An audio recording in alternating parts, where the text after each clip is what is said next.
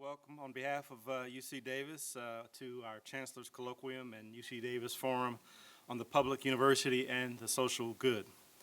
The UC Davis Forum on the Public University and the Social Good was designed to promote informed and thoughtful dialogue among members of the campus community and the public. Our speakers address major challenges facing the public university, the ways of responding to those challenges, and how the public university is evolving.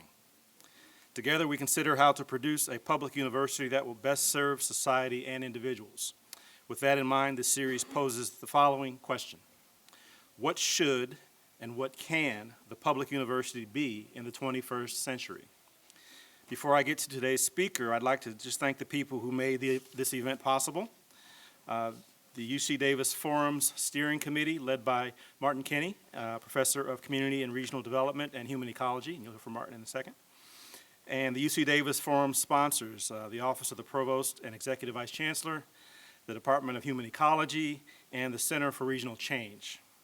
You can find videos of past events and learn more about upcoming events online at forums.ucdavis.edu. I hope to see you at our next UC Davis Forum on April 9th. That will feature Brian Guerrero, Senior Director of the Center for Career and Professional Success at The Ohio State University and Vice President of the National Association of Colleges and Employers. I should also mention that my next Chancellor's Colloquium in May, on May 18th, will feature our very own UC Davis alumni, Christopher Marcus and Stephen McNeely.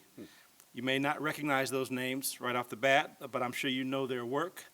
They co-wrote the screenplays for Avengers Endgame and Avengers Infinity War, as well as the Chronicles of Narnia and several other film projects. So you can kind of see the connection with me. Come hear how they met at UC Davis as graduate students and became key players in the Marvel Cinematic Universe. Now let's talk about what you're in store for here today. Each year, this speaker series brings to UC Davis outstanding individuals who excite our imagination and challenge the way we see the world.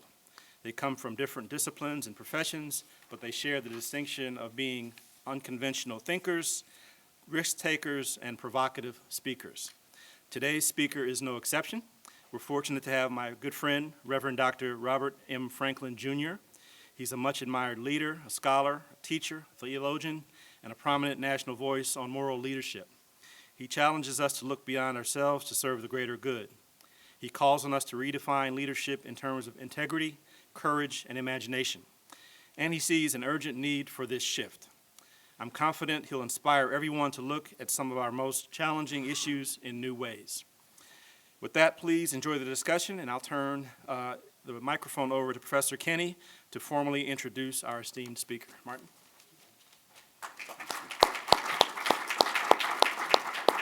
Thank you very much, Chancellor May. To echo our Chancellor, it is an honor to have Dr. Robert M. Franklin, Jr., the James T. and Berta R.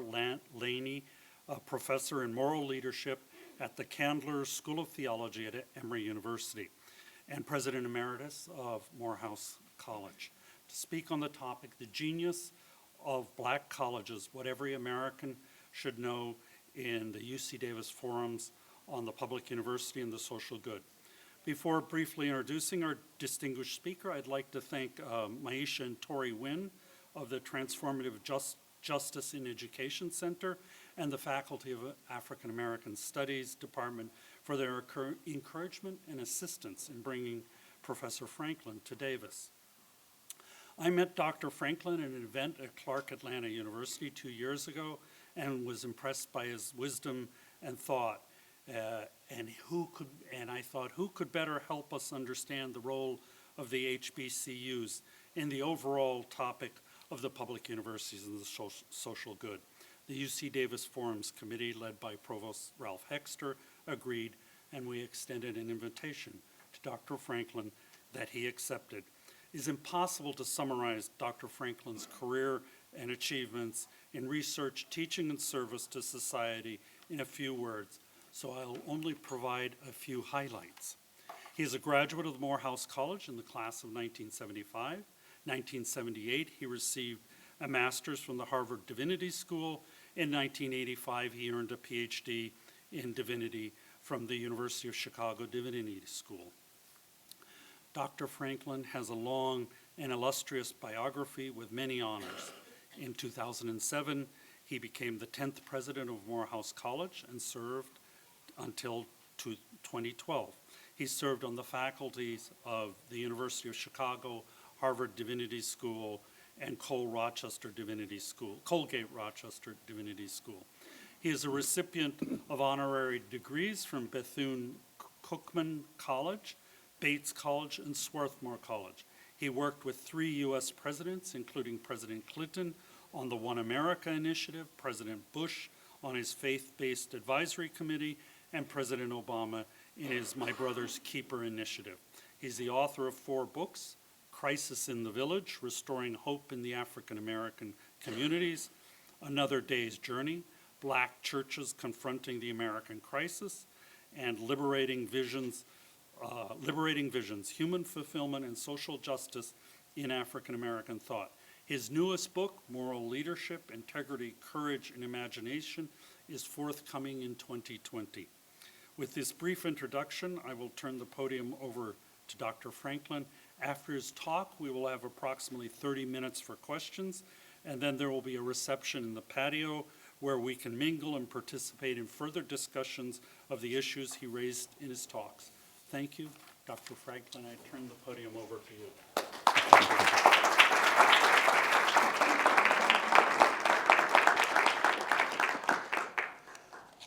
Thank you a great deal. Whenever I stand at a podium, I'm reminded of the writer George Bernard Shaw, who once told a speaker that he had about 15 minutes to speak. The speaker bristled. 15 minutes? How in the world will I tell them everything I know in 15 minutes? Shaw paused and replied, I suggest you speak very slowly.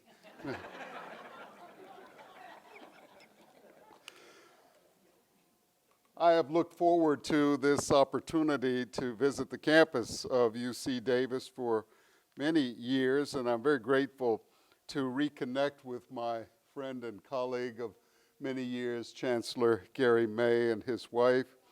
And I'm very grateful for his leadership in the national higher education universe. And so you're very fortunate to have this visionary, energetic, and creative leader at the helm.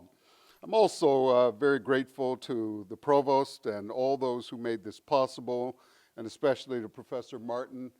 Kenny, thank you for your connection a couple of years ago and for our conversations and explorations about this possibility. I'd like to invite you to think about the enormous social good that has been generated by a very small slice of American colleges and universities.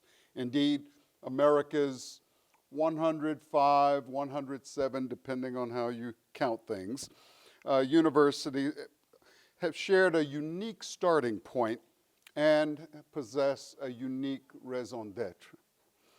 They emerged as positive, defiant, forward-looking institutions within a larger society that was openly hostile to their existence and to their aspirations to educate and uplift Americans who had been singled out for extreme disparate treatment.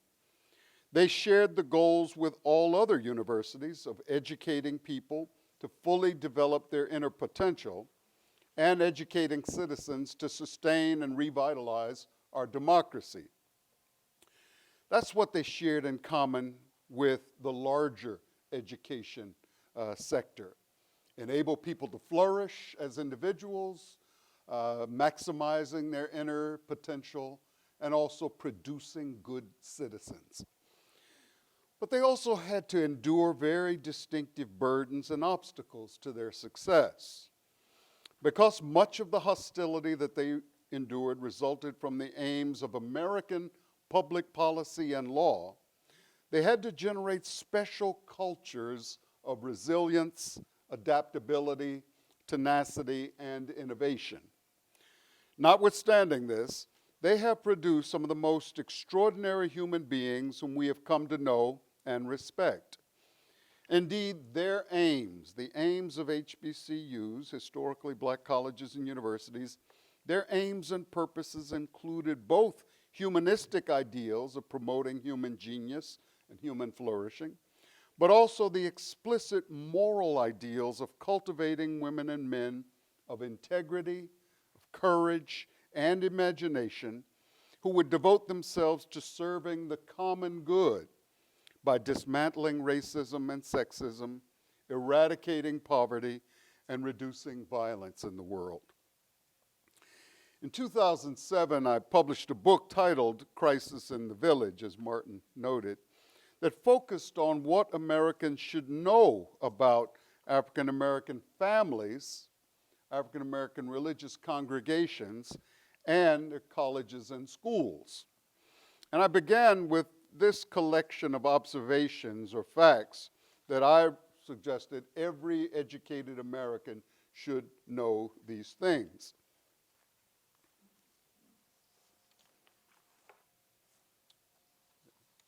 There's a clicker here somewhere. Ah, there, sorry.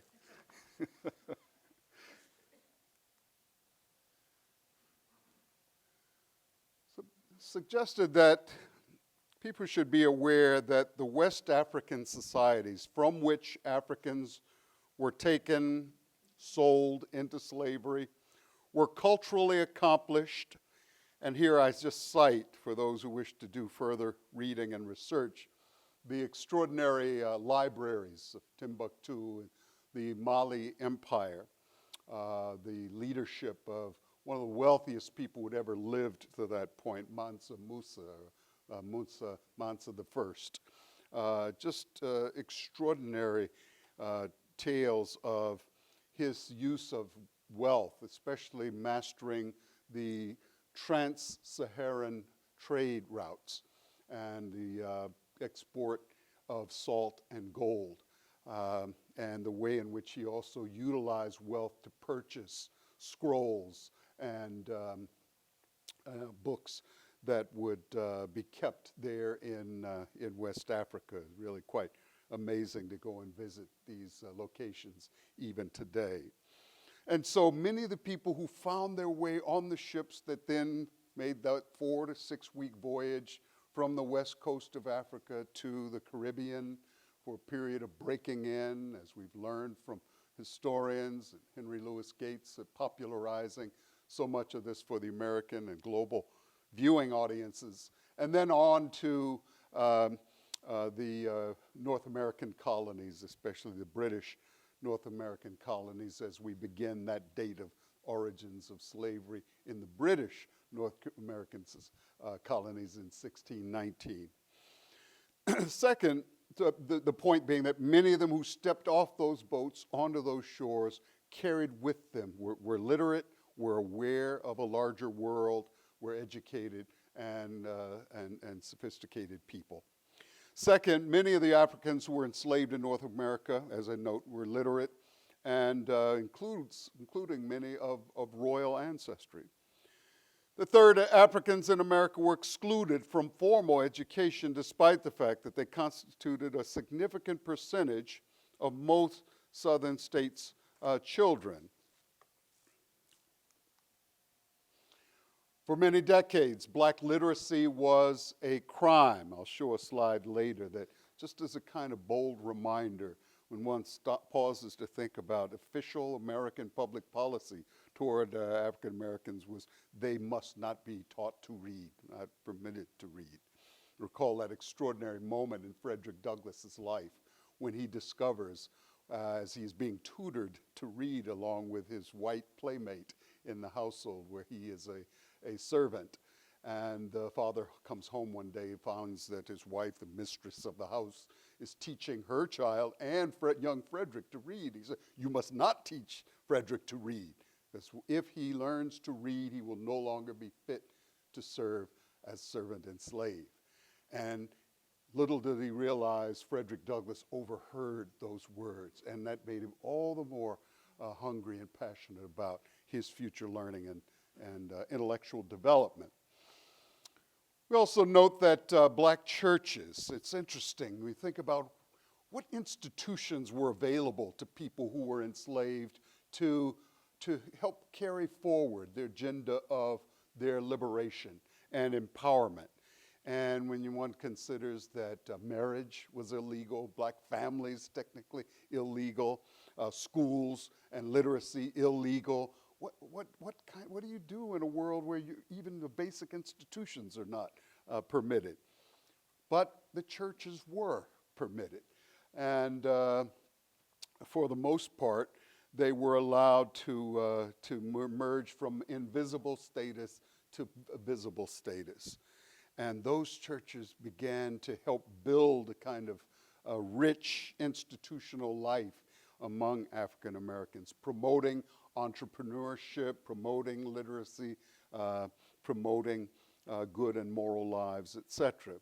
But they're practically the only institutions that were permitted to exist publicly, and they played innovative roles in establishing and maintaining schools for youth and adults.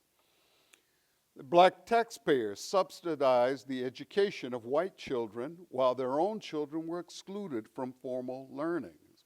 Blacks had to pay taxes, but yet their own kids couldn't attend those schools. The first historically black colleges and universities were founded before the Civil War, some as early as the 1830s. So we know most of them emerged during and just after the Civil War. And it's extraordinary to think that that sector of institutions grew to, I think at one point, 110 of them scattered throughout mostly the Southeast. One big point I like to underscore is the marketplace. Think about the marketplace of American higher education. So one has the Ivy Leagues, one has these extraordinary state university, public university systems, California, Texas, Michigan, New York among the largest and leading edge institutions. California much better than all the others, of course. But one also notes that there are these other kind of almost boutique-like institutions where one could experience a certain kind of excellent liberal arts experience in a particular culture that is nurtured by particular communities and traditions. One thinks of Brandeis, one thinks of Notre Dame, one thinks of Brigham Young. And so the HBCUs represented a kind of diversity in the marketplace of American higher education that made it really quite extraordinary, quite unique when you think about their counterparts in Europe, other parts of the world that were sponsoring higher education. Many HBCU graduates have served the common good and enhanced America's global reputation as a nation of inclusivity and opportunity. You all know this, but I think the larger public may be less aware of that fact, and I think it's an important time now to tell that story once again. Contemporary trends in higher education, however, may threaten, and also inspire resilience and vitality in this sector of institutions. And we'll come to that a little later as we think about extraordinary innovation and resilience in these institutions, because there are very definite challenges at this moment in history. And I think, as I just suggested, the average American knows little or nothing about historically black colleges and universities, and yet their institutional products are known by many, if not most, Americans. And so I think the ability to connect the dots that this extraordinary person or group of individuals whom you have admired for so long is the product of this particular educational experience in American higher education. And you should pay attention to that, be aware of that. So how do we arrive at this notion of this category in American higher education? We think about over 3,000 four-year colleges and universities in America today, and over 1,700 or so two-year colleges and universities. back in 65, so of course Kennedy's assassinated in 63, his vice president Lyndon Johnson becomes president.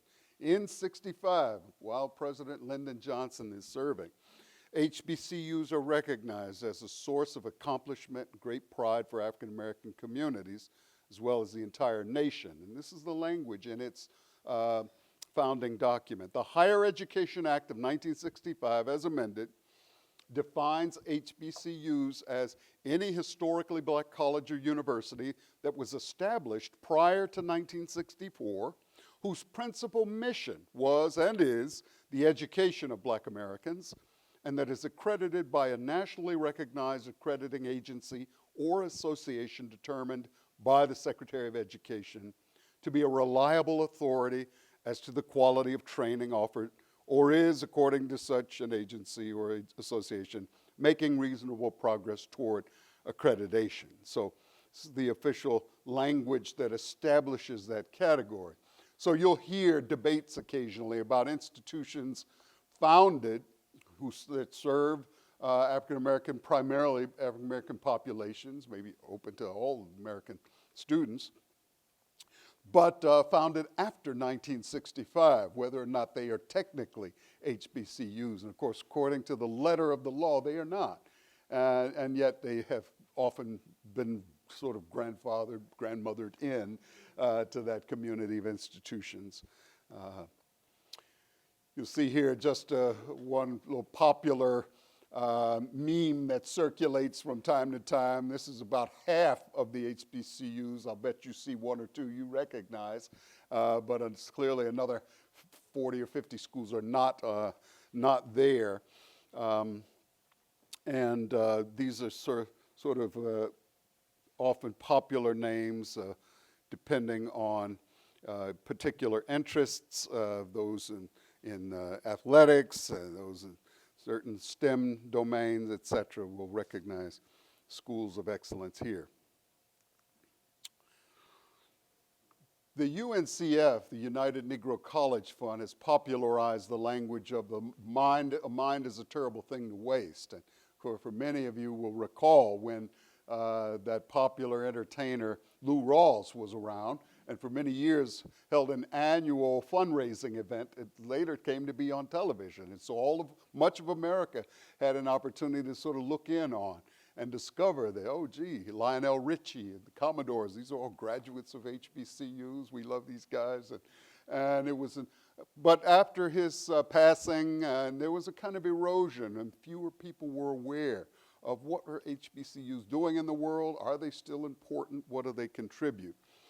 UNCF represents only 39 of the 105 HBCUs that exist today, so a smaller sector, but they have often been the go-to organization as an advocate organization for the entire sector of schools. And they remind us, as they put it, that these schools punch above their weight, that across 21 states and territories where they're located, they comprise, they claim here, 9% of four-year institutions, but they clearly deliver significantly more in terms of the numbers of African Americans who are federal judges, who are physicians, who are engineers, so the disproportionate output and productivity from this small class of institutions.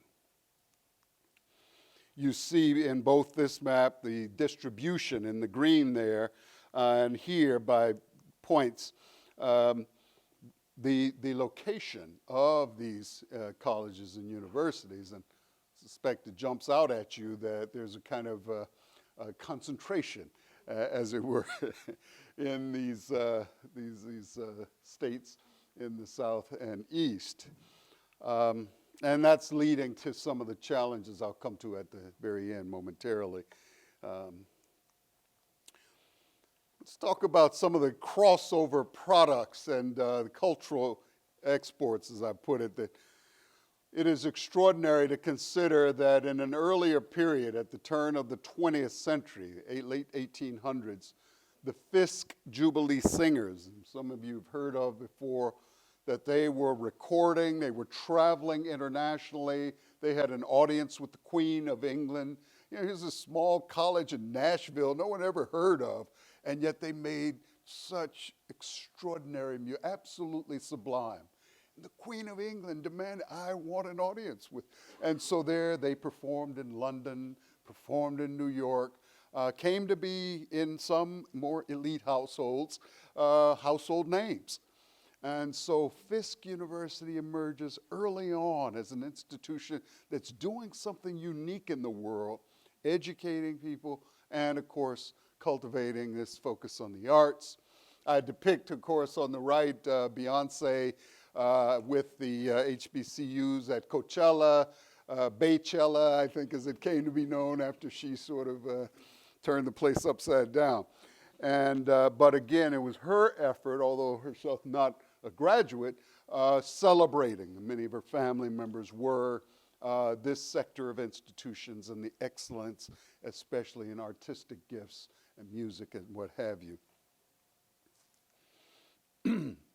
Here I highlight something, and I just want to call attention to a very dear friend and colleague that you all should know, who's here in the audience. Professor William Jackson joined the faculty here at the University of California, Davis. So he's seated right here. If you wave your hand, well, you should know this gentleman. 1985, he came here and has helped produce extraordinary scientists in chemistry. And I do this in part as a nod to the face you see here, of course, George Washington Carver, also a chemistry professor. Indeed, chair of the chemistry department at Tuskegee. So we just saw Fisk and the Fisk Jubilee Singers as these cultural ambassadors for HBCU. Here was an intellectual, a scientist researching, and came to be one of the most extraordinary minds. You know, we all hear about the 800 different uses of peanuts. If you enjoy peanut butter, thank this guy. But more than that, in the picture at your right, at the bottom, that Henry Ford, this is the wealthiest man in the world at that time. Henry Ford made his way to Tuskegee, Alabama. Where do you find this on a map? How do you even get there? But when he found out that this gentleman, this chemist, was discovering new ways of utilizing resins from various and sundry, potatoes and vegetables and so on, for paints in the Model Ts that he was building, he wanted to meet this man and wanted to develop a partnership and a relationship. So I show a kind of intellectual genius, a faculty member at an HBCU, in touch with the wealthiest person in America, and then, of course, with the President of the United States. So how often, how many faculty do you know today that enjoy that kind of access to the wealthiest and most powerful people in the nation? So we've talked about some of the kind of cultural, musical, artistic, the intellectual capital embodied in a George Washington Carver at Tuskegee in Alabama. And then these three figures, also Tuskegee and arguably the most influential African-American leader at the turn of the 20th century, in 1900. Who do you talk to if you want to get a read on where is the African-American community headed? What do they want? Booker T. Washington. Booker T. Washington lived from 1856 to 1915. The only of the major 20th century African-American leaders who himself had experienced slavery, right? So Frederick Douglass experienced, he was a slave, but he didn't live into the 20th century. He died in 1895. It was really Booker T. Washington was that voice who could represent firsthand. And he, as many of you know, famously had dinner at the White House with President Theodore Roosevelt. Roosevelt welcomed him, wanted to know more, wanted to have a partnership with a leader of such extraordinary resilience and adaptability. Washington published his own memoir, his own autobiography. I put it on your summer reading list, titled Up From Slavery. What an extraordinary tome it was, Up From Slavery. People were reading this. How did this man manage to do this? From a slave, look over 30 years later, he's a college president, and speaking before enormous audiences. Then in the middle, a different kind of leader, one more a student of intellectual child of W.B. Du Bois, in the person of Benjamin Elijah Mays, who was the 6th president of Morehouse College. And he really put Morehouse College on the map as a liberal arts leadership academy. He was the role model for young Martin Luther King when Martin King arrived at Morehouse at the age of 15. He nurtured Julian Bond, Maynard Jackson, and a host of other leaders who went on to serve and help to lead the civil rights movement. And it was Mays's influence. Himself not an HBCU grad. We all think of him as a Morehouse man, as we refer to them, but Mays himself was a graduate of Bates College after being born and reared in South Carolina and some brief time at South Carolina State University. He wanted to be educated in one of America's elite liberal arts colleges. So here was Mays suddenly transplanted to Maine in New England, of all places, where he excelled. He was a valedictorian of his class, so he was an extraordinary man. Later found his way to the University of Chicago, where he earned a PhD and developed a friendship with the young president, I think was the youngest president, Gary, of any major American university at the time, at the age of 35, Robert Maynard Hutchins at the University of Chicago. And Hutchins and Mays had these wonderful conversations that I think inspired Mays to desire to become a college president. And of course, Mays worked out his vision there at Morehouse. And then the power of women's leadership in HBCUs, Mary McLeod Bethune later inspires the Bethune and Cookman University, but she was dear friends of Eleanor Roosevelt, the First Lady of the United States, and became a powerful advocate for her own school for women, and then later co-ed, but indeed for all sectors. So these are where the public intellectuals and ambassadors I'm characterizing. Then what else have HBCUs generated that has had an impact that many Americans still are not altogether aware of? And I just would remind us of the impact here of Stacey Abrams, who almost became governor of Georgia, as many of you know, in the Green, and a dear friend. I taught her parents, who were students at Emory University when she was a young teenage student, graduate of Spelman, Oprah, of course, of Tennessee State, and the current mayor of Atlanta, Georgia, Keisha Lance Bottoms, a graduate of Florida A&M University. Of course, Martin King, 1948 graduate of Morehouse, and there are many, many more. The point simply being that these graduates have contributed to American public life. Many people are aware of them, but don't know much about their educational backgrounds.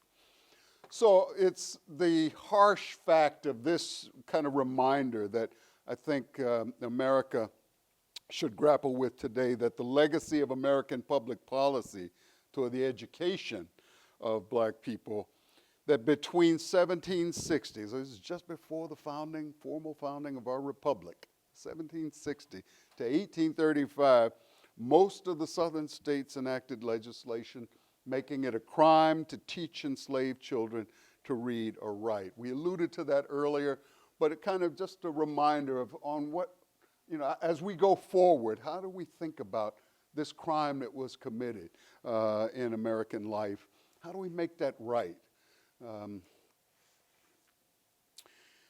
This is a quote from Booker T. Washington. It's in my book, Crisis in the Village, as he writes in his book, Up from Slavery, about what it was like to be in the slave quarters on Sunday afternoon, the one time when enslaved Africans were free to do as they pleased.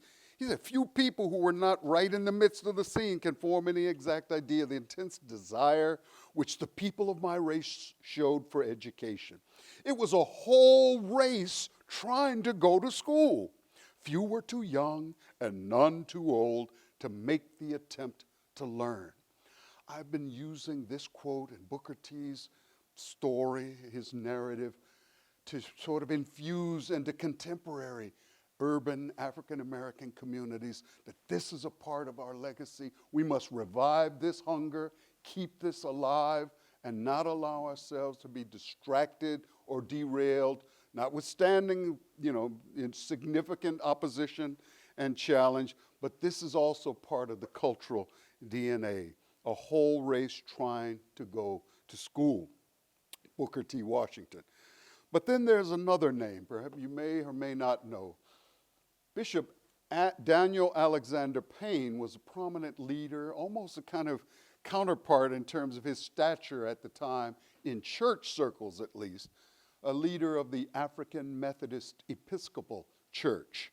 And he said, there's this wonderful image of, he's urging African American adults, by the way, of the children take special care. Heaven has entrusted them to you for a special purpose. What is that purpose? Not merely to eat and to drink, still less to gourmandize. Touche, I like to gourmandize. But not merely to dress finely in broadcloth, silk, satin, jewelry, nor to dance to the sound of the tambourine and fiddle, but to learn them how, teach them how to live and how to die, to train them for great usefulness on earth, to prepare them for greater glory in heaven. Keep your children in the schools, even if you have to eat less, drink less, wear coarser raiment. Though you eat but 2 meals a day, purchase but 1 change of garments during the year, and relinquish all the luxuries of which we are so fond, but which are as injurious to health and long life as they are pleasing to the taste. Let the education of your children penetrate the heart. Once again, building blocks, arguments for reviving these 19th century and early 20th century resources, for reviving this hunger for education, this passion for intellectual development and excellence, and is right here among some of our own classics. Let me turn then, as I move toward a conclusion, to some thoughts about some of the complicating forces facing HBCUs in our current era. And I've characterized, perhaps artificially, this notion that some of these are pro or positive, and some are more, not negative, but you saw my struggle to name this as, I think, paradoxical, complicating. Let's talk. Let's figure out how to make sense of this. First, I certainly think that the federal government partnerships with HBCUs, and indeed with all higher education, has been a good thing. But it's certainly for these institutions that I've served and worked in so closely. And here, as I talk about this in a conversation earlier with Professor William Jackson, who joined this faculty in 1985, as I said earlier, reminded me that Dr. Walter Massey, who was my predecessor as president of Morehouse College, he had formerly served as the president of the National Science Foundation, NSF, and among many other roles he played here in the University of California system. But his role there was very significant in terms of opening federal agencies, Department of Energy, Department of Transportation, Department of the Interior, Department of Defense.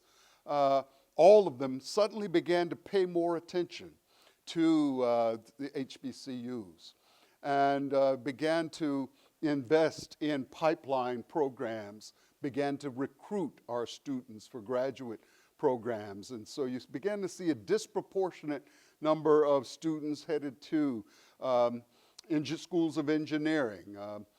Chancellor May played a critical role in helping to encourage more students to enroll in Georgia Tech and other engineering schools around the nation. And so those numbers increased significantly, but in large part it was this partnership between majority institutions HBCUs, and federal dollars. The corporate sector also in a way imitated what the federal government was doing. And so you began to see major companies from Goldman Sachs and Wall Street to corporations, Fortune 500 and 100 companies, beginning to pay attention to diversity 30 years ago and looking to HBCUs to help populate their executive ranks. Then, of course, the role of high-profile films, of television. One thinks not so long ago there were every week in our households programs like A Different World, Cosby Show, things like that that introduced the nation, introduced students to this experience, these kind of what I'm calling boutique educational experiences that seem to be enriching and wholesome.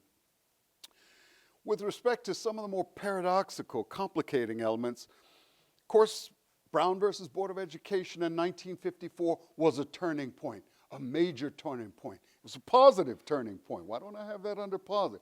Well, it was also complicating. And I hear African American educators also bemoan the dismantling of many of the areas of excellence, centers of excellence, if you will, in HBCUs during this period. Many of the best and brightest faculty migrate away from the HBCUs. Best and bright students, the SAT superstars, suddenly greater competition for those students. I don't think that's negative. It may not be positive, but it was complicating for HBCUs. And I think a lot of leaders began to say, well, HBCUs have to step up, have to compete. If this is really a marketplace, you got to run faster and in order to stay in the game.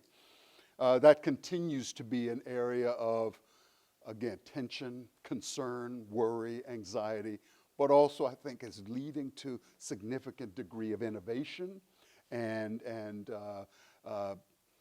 exploration of partnerships that had not been as urgently recommended. And so I find that to be positive. One could continue along those lines in terms of what I regard as some of the active threats. So these weren't simply complicating factors in the higher education arena, but what happened in 2008 with the Great Recession, it eroded financial assets. I led an institution in which 30% of our endowment just evaporated, went away. And this had a significant, this is millions and millions of dollars, had an impact on scholarships that we could award, on faculty we could retain, on and on, the domino effect. We're still sort of trying to account for the devastation, not to mention the evisceration of private wealth, of parents who lost households during that period and may never recover. So a threat to the vitality and excellence, not just of HBCUs, because I have friends and I have been close to other majority institutions and liberal arts colleges, many of them still reeling and recovering. Also a factor of talent at the top. Talent in terms of the pool of college presidents. Interesting phenomena. Some of you are experts, will know more about this than I do, but some of the trends that I've found noteworthy, let's say, of a shift from presidents who have academic backgrounds in the humanities, who studied history and English and the like, philosophy, what have you. Humanities shifting toward more emphasis in the STEM domain and in business, and more governing boards preferring presidents and senior leaders with business backgrounds. And so just an interesting observation. What do you make of it? Will this have an impact on the number of courses on Shakespeare that get taught 20 years from now? One ought to at least be attentive to that kind of concern. What about governing boards? The unrealistic expectations and behavior of governing boards is the way I'm naming this as innocently as I can, Chancellor, because this is always an area of concern in all kinds of institutions, and certainly in HBCUs. We've seen a lot of casualties from these inabilities of senior leadership and governing boards to work effectively together.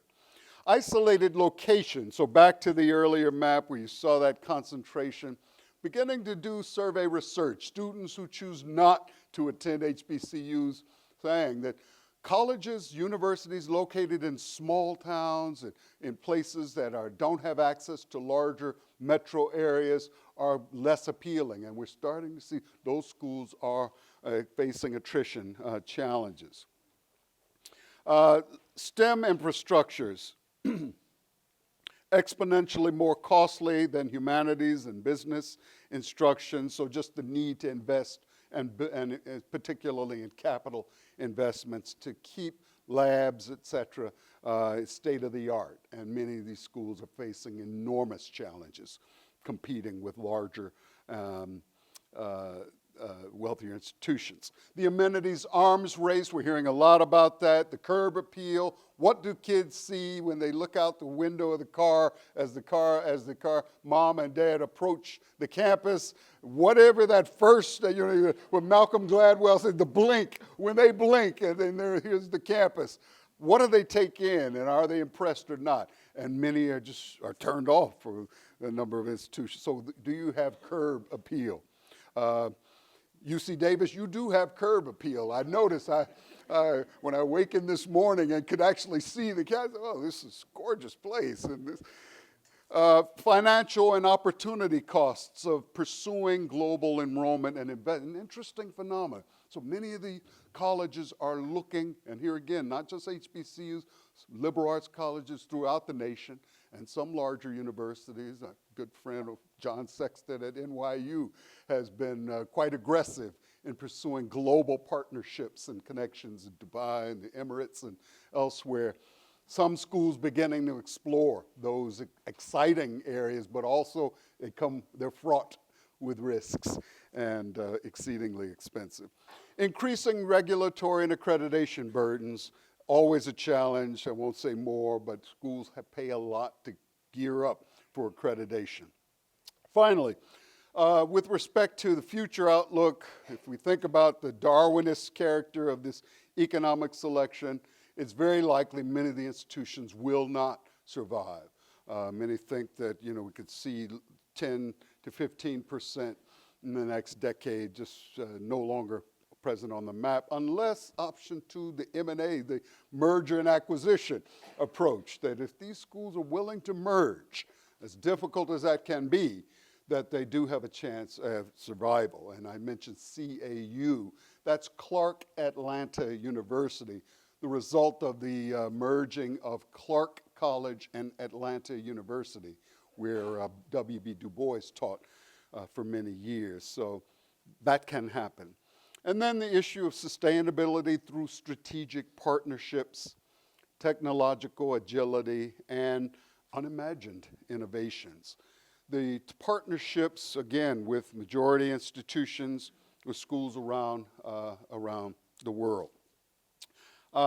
Finally, this is my interpretation of the genius, the challenges, opportunities, inspiration of historically black colleges and universities.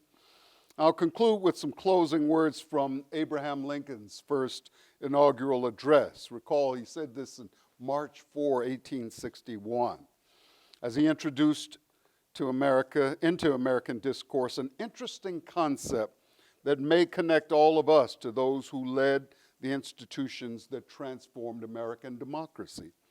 Lincoln said, "Though passion may have strained, it must not break our bonds of affection. The mystic cords of memory stretching from every battlefield and patriot grave to every living heart and hearthstone, all over this broad land will yet swell the chorus of the Union when again touched, as surely they will be, by the better angels of our nature.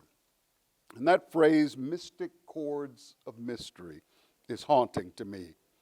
Today, faculty and administrators in all colleges and universities should reflect on their social, civic, and moral connections to the faculty in HBCUs during America's civil rights years, and clarify your opportunities and obligations to make our democracy work better.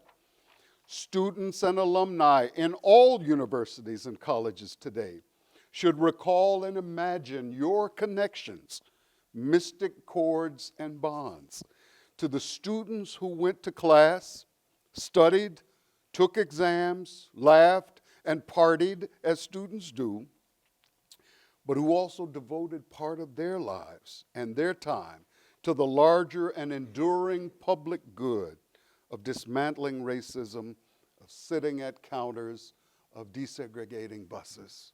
They are our role models.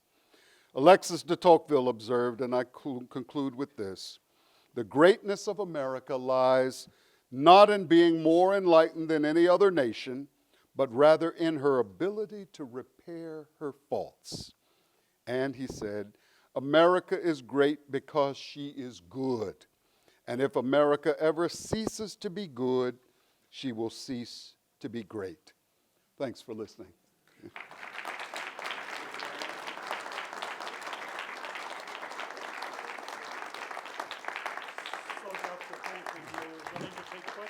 I think I overtalked my 15 minutes, Mr. George Bernard Shaw, but we do have time for a few questions or comments. I'd love to hear if you have a comment, or feel free, please. Yes. Hello. Thanks for a great talk. I have a daughter who's a senior at Davis High School this year. She's looking for the right school to go to next year. Thanks to a program she went to at ACLU, her interest is in equity and social justice. She took a glancing look at Howard University, but really did not consider any of the HBCUs. And I'm wondering if the HBCUs are reaching out to people who aren't of color. Yes. To get more of them to matriculate there. Short answer is yes. I know from listening to presidents and provosts, and I know from firsthand experience.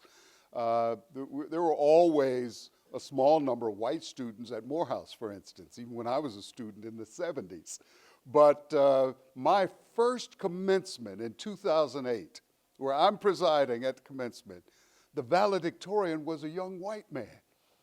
Now, this was an interesting phenomenon. We were proud of it. People loved this kid.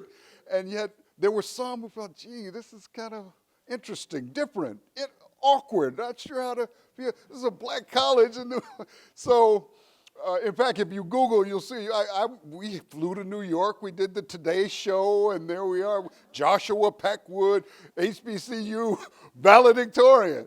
And what was wonderful about it was the way the students embraced Josh. Said, look, Josh is one of us. And he had options. He chose Morehouse, and he excelled. And, so we celebrated that and celebrated this element of diversity within the black colleges that now there's a strong desire to expand. It's interesting, some of the historically black college universities actually have significant double-digit non-African American presence, Asian, Latino, and white students. Places, South Carolina, Kentucky, and West Virginia. And I'm thinking of schools where I've recently seen 30%. So it's yes, I think it would be terrific. There are programs for 1 year in that institution and then back to a different home institution. So I hope she'll at least consider, please. Howard is a phenomenal institution and would be a welcome place for her. Yes? I was just mulling over what you're talking about. Is it? How about that? Yes. And I realized I was trying to think if there were any Native American equivalents, and I could think of none. So I just wondered what the story was with that. Yeah. Well, one of the things that's happened is over time, there were pressures and concerns about, well, why are we singling out African American institutions? What about other? So, you know, the politics of Washington, the way this has evolved is there's now, although there's a White House initiative on historically black colleges, there's also an emphasis on Hispanic colleges, Asian Pacific Island, and Native American institutions. So now brought together in a larger consortium concerned with diversity, opportunity, scholarships, et cetera. But yeah, this has been a challenging time. These institutions are not well funded now. And so, I mean, you all saw, I recall the history of, was it DQ? First Nation and Native American schools that weren't able to survive. But yeah, those energies and conversations continue. They're trying to learn from each other and collaborate more so that they're not in competition. And again, the idea is let's contribute to the diversity of America's great educational marketplace, which is a thing of pride in the world. So, yes. You might be interested to know that in Ireland in the early 1800s, it was illegal to teach the Irish. Yes. For Yeah. example, Yeah. my relative Martin Murphy Mm-hmm. and his family came to California when it was part of Mexico Yeah. because he could practice his religion as he wanted. He could obtain land. Yes. He was very successful. He ended Yes. up with 1 million acres of California. Wow. But he always signed his documents with an X, the witnesses. Yeah. Fascinating. And because of his interest in education, he was instrumental in the founding of the University of Santa Clara. Outstanding. Thank you for reminding us. I mean, it's fascinating, some of the stories of European immigrants and the kinds of forms of discrimination and obstacles and the need to overcome are really quite resonant with many African-American narratives. Professor Jackson, I'll come to you, but I see someone else has the mic, and then if you could bring it over to the gentleman here. Yes? Yes, good afternoon, sir. Couple of things here. One, you talked about the paradox of desegregation creating more affordable options. And it seems, and I admit I don't have all the data in front of me, but it seems that our HBCUs seem to be on a more aggressive curve to price themselves out of affordability. So how do we combat that? Right. And then the second piece here is Robert Smith did a wonderful gift to Morehouse, and I'm a little bitter he didn't do it when I was there, but so be it. Yes, yes. But that was addressing the symptom and not the root cause. So how do we shift that argument to let's address the root situation versus the great glory at the end? Yes. Wonderful point. You Morehouse? Go ahead. What year? Outstanding. The greatest year ever in the history of the college. 95. Thank you for your points. Yeah, this is again part of the challenge of this amenities arms race, that in order to do some of the things that corporate dollars and federal philanthropy and investments will not cover, that we're going to have to raise tuitions above the usual sort of 3 to 4 to 5% in order to keep pace.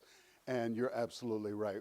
And we know as we sit there with the accountant and the CFO, we're shooting ourselves in the foot. We're pricing ourselves out of many low-income first-generation families' options. And so we rely even more heavily on, you know, the Pell Grants and PLUS loans and on and on. And now, you know, some of you know, following these conversations, the Pell Grants are being threatened to be cut now, $200 billion by this administration. So there's real anxiety and worry about what happens next. But I mean, there were, it wasn't a great story during the previous administration either. So it's just this interesting trend of this declining investment in these institutions that contribute so much public good, and yet federal dollars, this is an easy place to cut, apparently, and feel like people can just take more loans and more loans. It's their investment. Yeah, I was there that day when the philanthropist Robert Smith suddenly announced, after an exceedingly long commencement address, in which, you know, it was funny, I was sitting on the stage and I'm watching. Most of the students weren't really paying attention at that point. You know, after about 15 minutes of address, they've kind of had enough. And he was going on in wonderful, wonderful stories he was telling about growing, you know, in Denver and riding across town in these buses and the busing situation there. And he says, "Well, young man, since I'm receiving an honorary degree today, I'm a member of your class, a class of 2019. I'm going to put a little more gas in your tank in your bus today." Oh, okay. So a few perked up. And then he announces, "I'm going to eliminate all of your student debt, all of it." And, you know, it was this delay, and then everybody, wonderful moment, Michelle. And so, you know, people erupted. You know, it's like, oh my God, what does this mean? And we went back after this, we were derobing, and we said, "How much is this going to cost?" And Smith said, "You know, I don't care. We'll just take care of it." Turns out to have been a $34 million grant to erase some of these families, the mortgage, everything was in that kid's college education. And all of a sudden, so now we have researchers examining, will there be a pay it forward phenomena? And how these kids, and already some members of that graduating class have organized and are documenting what they're doing to serve, to give, raise money for other students. Thank you for not being one of the Morehouse grads who has written to us for a kind of ex post facto grandfather us in. We're really class of 2019 kind of. We've actually seen those letters. So I delayed. Let's see, Dr. Jackson, I wanted to be sure you people hear your voice, and here's a microphone coming. Somebody asked about, can you hear me? Yes. Somebody asked about Native Americans. Back in the early 70s, Ted Kennedy called, staff called the president of NOBSHE, National Organization of Black Chemists and Chemical Engineers, and SACNAS. And I was assigned by the president, as well as Joe Martinez from SACNAS, to come up with a program to aid the education of African Americans, Hispanics, and Native Americans. SACNAS, of course, is associated with Native Americans and Hispanics. And we put together a program, which was the first program in the federal government to give large sums of money to HBCUs and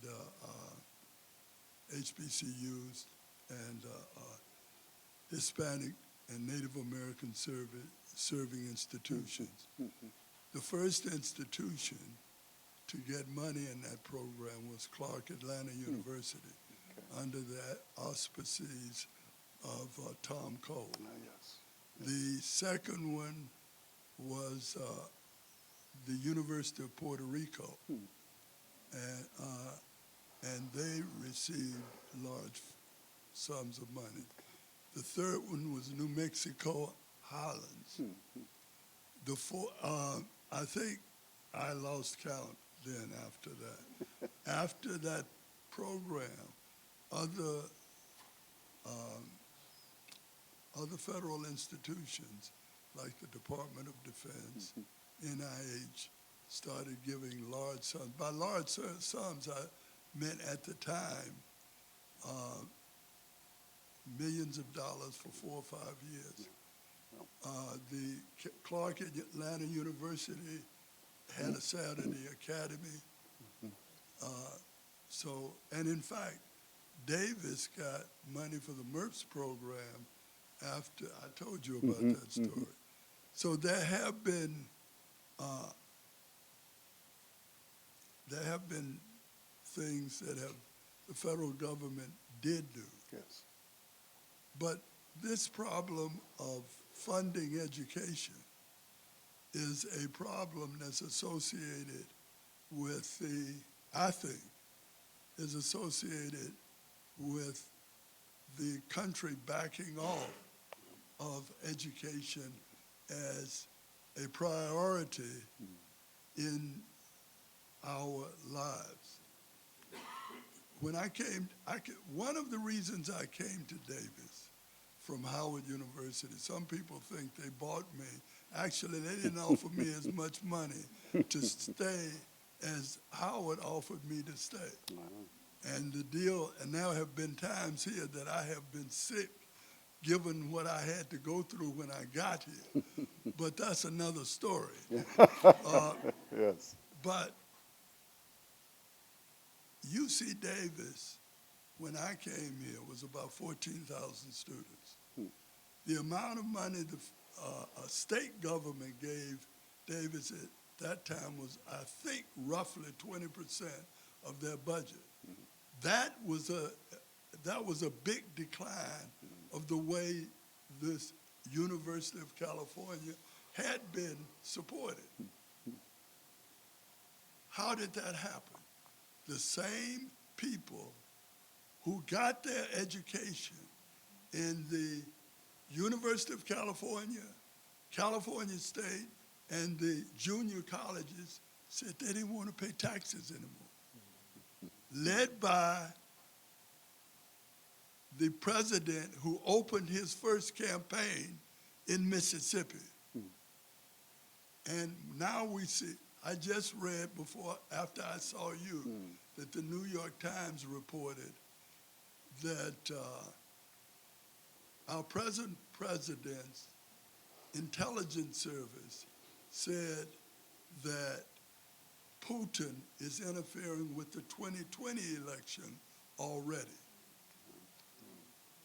Now, I urge all of you who want to see education become a priority again, vote for somebody who will do that, somebody who at least knows enough to know the history of the United States and the separation of powers. Thank you, sir. On that note, did you have a question? Right there. I wanted to ask you about an additional threat that I've observed. I do a lot of work in Greensboro, North Carolina. So I work with faculty at North Carolina A&T. Right. And what they see as the biggest threat is political pressure from the state legislature. And how then those faculty members who actually speak out about issues like racial justice are discouraged and often forced to leave A&T. Yes. No, thank you. And I think this is an important reality to name in the public university sector that depend on public investment and resource and provision, and yet reap so much from that investment in terms of the return on investment. It would be a real loss to lose the freedom of academic expression in these institutions. So all of us should be more vigilant. Thank you for naming that. Yes? Thank you very much for your coming here. Yep. Young African-American student comes to you, academics are in line, finances are in line. They're trying to decide between HBCU and a large university like University of Davis. What are the advantages, disadvantages, what would you tell them? Wow, yeah. Do research, and that is to say, it's now easier, I think, for these students to just go online and sort of examine, profile, what is your interest? What do you want to study? What kind of faculty will you need? Resources, et cetera, et cetera. But then, in addition to that, let that be one dimension of your decision process. Then think about the kind of culture, the ethos, the mission of the institution, and what you want to be socialized into. What do you want to be a part of? Which team, as it were? And I kind of let them sit with that. Ideally, a campus visit is valuable for helping to kind of close that decision. But I don't kind of just in a knee-jerk sort of way say, well, think about an HBCU or think about a state university or Ivy, whatever. I really am trying to respect the individuality of these students more and more. You know, there's a sense in which I want them, in order, particularly if they're going to persist to graduation, they really have to put skin in the game, in the decision. So I want them to sort of choose in. And I can't possibly make a well-informed decision or recommendation about that. I can make a strong case for all I've heard you say and what I've observed about your behavior and your interests and commitments. I really think that that an HBCU ought to be on your short list. Take a look.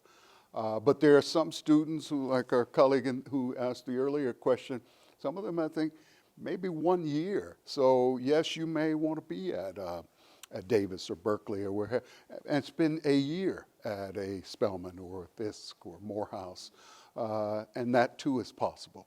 So one of the things we developed even with Stanford is students who wish to come for 1 year at Morehouse. We've had a couple of those exchange. Some of our students go and experience 1 year on that larger university environment. So yeah. Yeah. Yes, they have. In the first round, were some initial logistical, how we count credits, things like that ultimately, you know, get sorted out. But in terms of the immersion, because there's so few of them, the sponsoring host faculty and deans and what tend to introduce them well. They're embraced, and they really have marvelous times, as I've heard. Yes. Or, well, I should get the mic. Yeah, someone already. Okay. Please. Hi, Dr. Franklin. I'm a fourth Your generation. mic on. Is it on? Can everyone hear? Yeah, yes, Okay. now. So I'm a fourth generation HBCU alum. yes. I graduated from Spelman College, and my father dedicated 25 years of his life to leading an HBCU. Yes. So I'm appreciative of your work spreading the great news about Yeah. HBCUs across the country and all over the world. Yes. But my question for you is, what unique perspective or value do you think that those of us who came out of the HBCU experience bring to colleges like UC Davis, other PWIs, Right. in faculty and staff roles? Yeah, boy, that's an interest. I'd be interested in your response to that as well. But, you know, as I think now, I mean, I'm attached to Emory University. I think, how do I think about this enterprise any differently by virtue of being a product of HBCU as a Morehouse grad and then serving as a leader of these institutions? And there is a kind of humanistic focus of really trying to be discerning about who is this student and who are they seeking to become. The thing about Ralph Waldo Emerson's wonderful question that he would pose to friends he hadn't seen in a while. His first thing he'd say on the street is, "What has become clear to you since we last met?" Isn't that a wonderful question? What has become clear to you since we last met? And it's that kind of, I'm trying to help you sort of claim your voice as a human, as a fully enriched, flourishing person.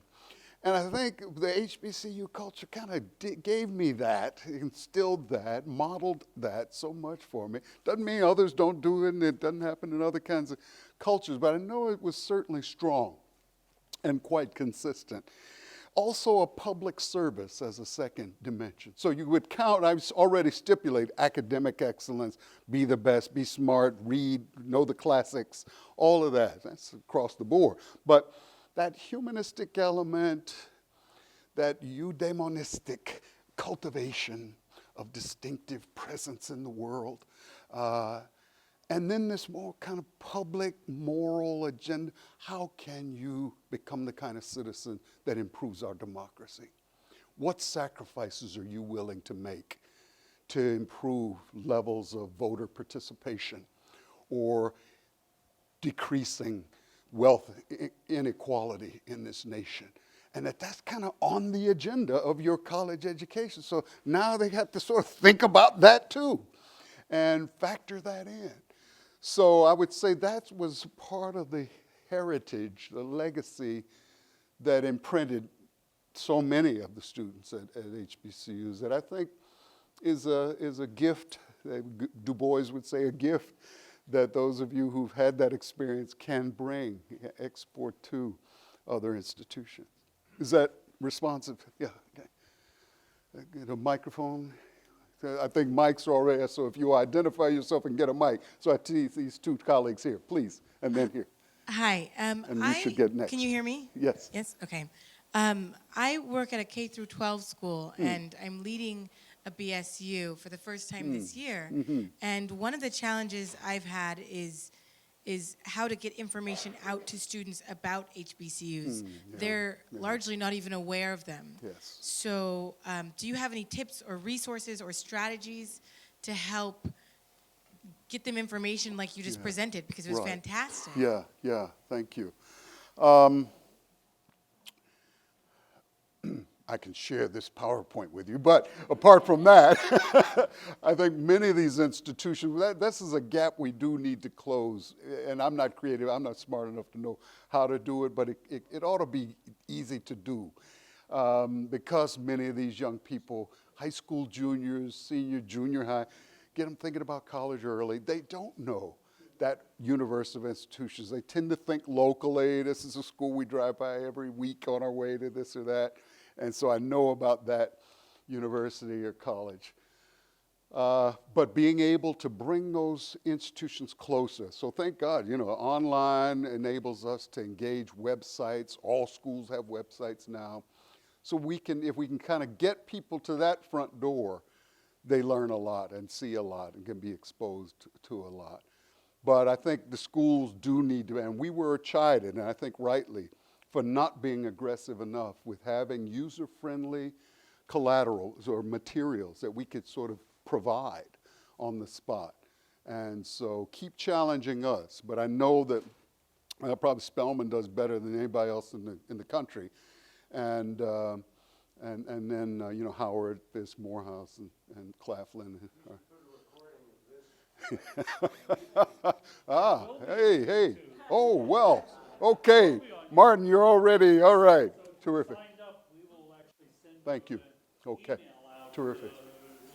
Terrific. To his talk. Okay. Good. Let's see. So I think there was here and then there and then these two gentlemen. So, yes. So just today, the survey results from the National Survey for Student Engagement came out for 2019. Yeah. And one of the factors we know about persistence, going from the first year to the second year, a student, is that a sense of belonging is so vitally important. Right.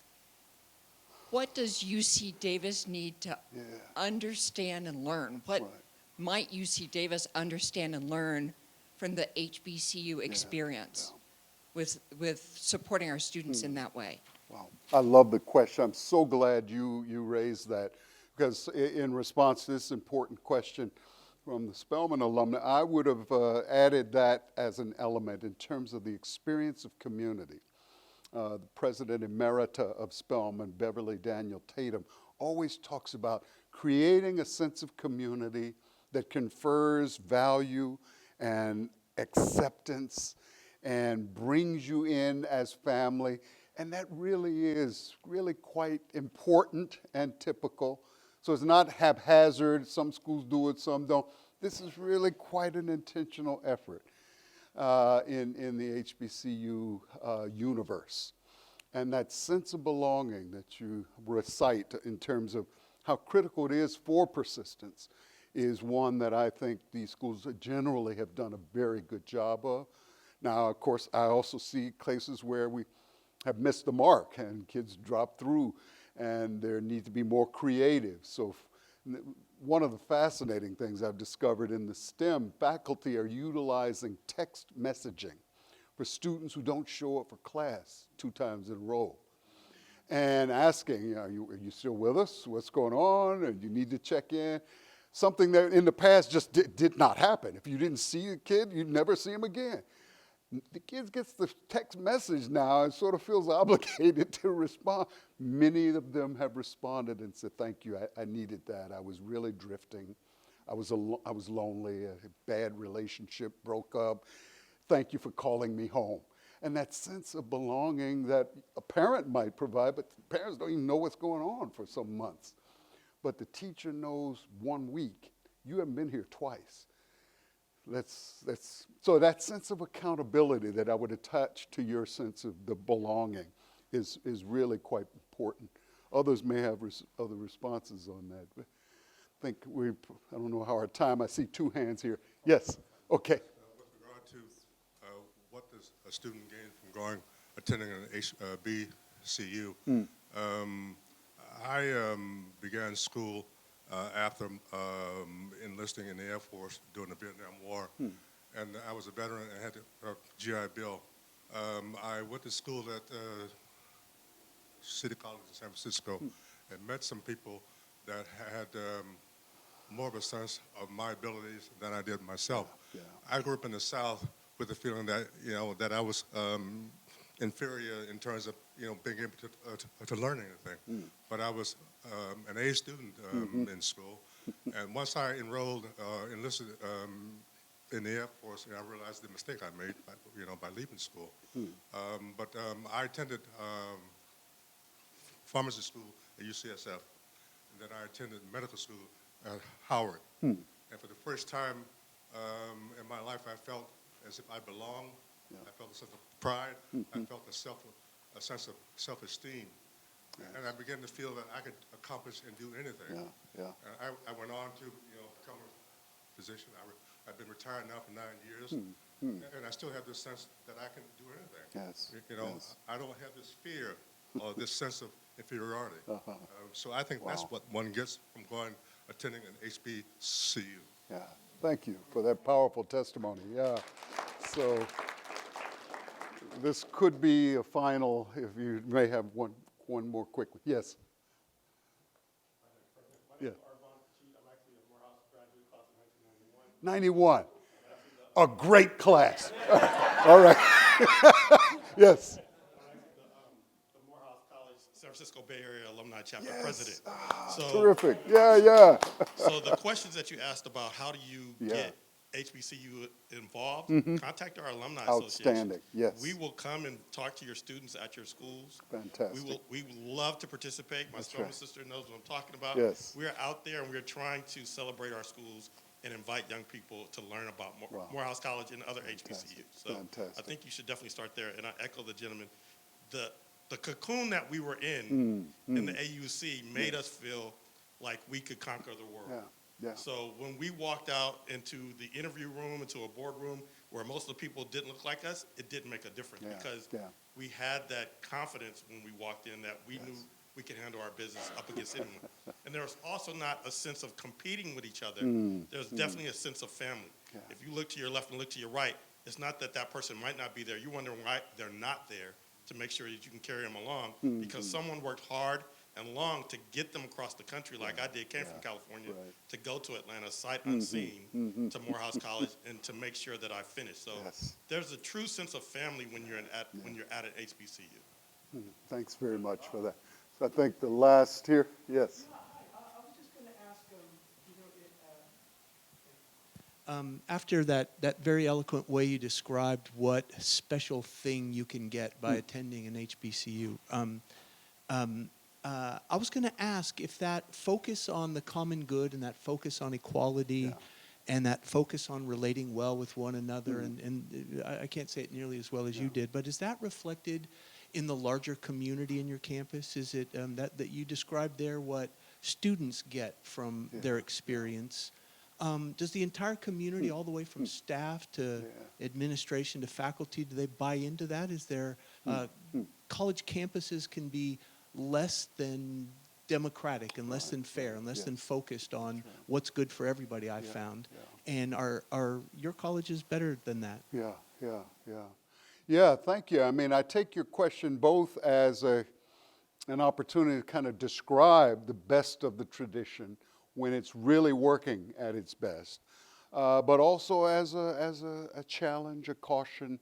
Don't lose this special set of qualities, because in our contemporary age, the atomization, the technologies, interventions, the social media interventions. People feel less need, actually sit with other people in a community of belonging and begin to do this virtually. So those threats are there too for all of our institutions, all of our students. And I really do take it as a kind of a challenge. But yes, it was central to the identity, to the norms of these campuses. And, many of them were born out of a sense of strong mission. I mean, you heard the language of Bishop Daniel Alexander Payne that families should make sacrifices for students to attend and persist and achieve. And so, yeah. I'm just curious that your systems of coexisting among the various classes in your campus community, would you say they differ from other sorts of universities? Like Yeah. I think that larger, because many of these are smaller institutions, that I think that makes it a bit more manageable to set a tone at the top, as they say, that really filters through, and you hold staff accountable, be respectful and attentive to these students and their needs, and improve customer service, and the challenges are there. But in terms of ethos, I think that yes, belonging, identity, the self-esteem, the pride, you're being integrated into a network. The other word here is the network of connected alums and alumni who go on to continue to be a part of each other's lives. And I found that less the case with some of the students and family members from majority institutions. So, it's interesting. I don't want to overstate the distinctiveness, but I do think there's some genius there. It can be lost. It is fragile, but it was incredible during the most difficult years of the civil rights era, and those students needed each other. They needed to know their college president believed in them, wanted them to be engaged in the kind of sacrifice, the protest, the nonviolent resistance to racism, and celebrated these students for their achievements for the common good. And that just sort of filtered throughout.